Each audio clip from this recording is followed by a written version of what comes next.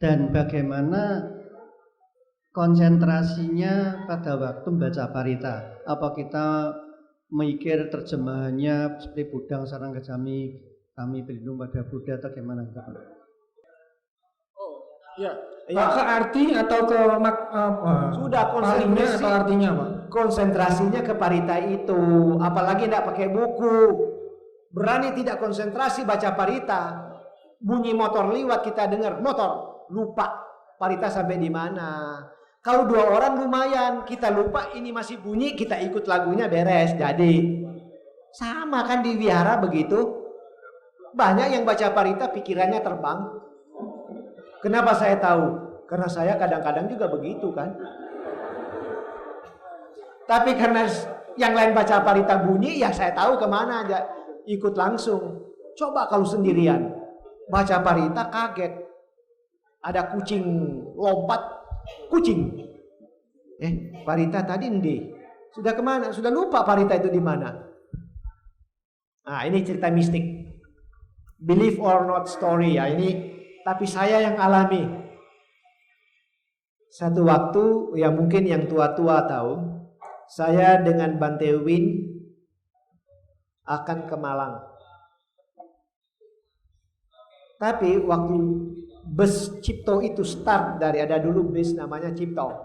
Start dari Jakarta, saya tahu itu tidak beres. Saya tahu tidak beres. Karena dia maki-maki. Saya bilang di tengah jalan akan celaka. Dalam batin.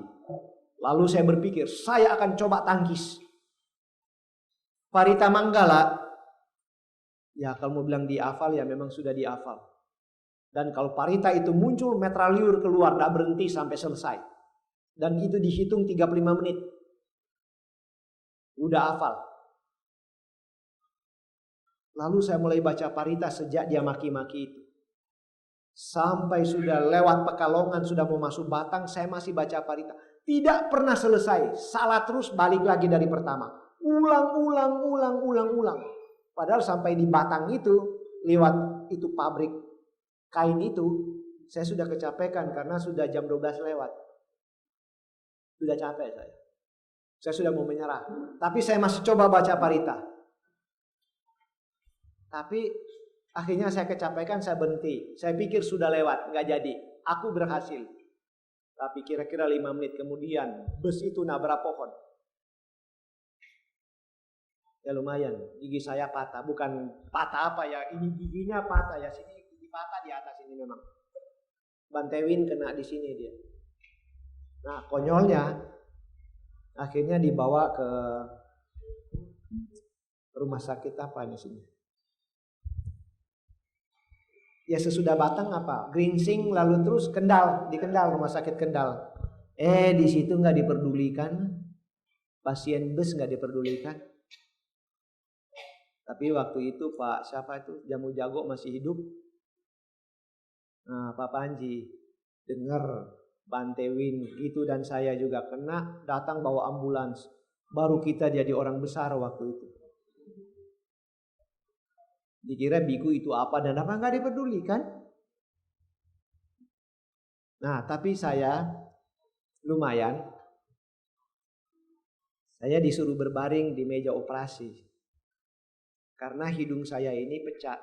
Pecah ini kalau dibuka terbuka, ada jendela di sini.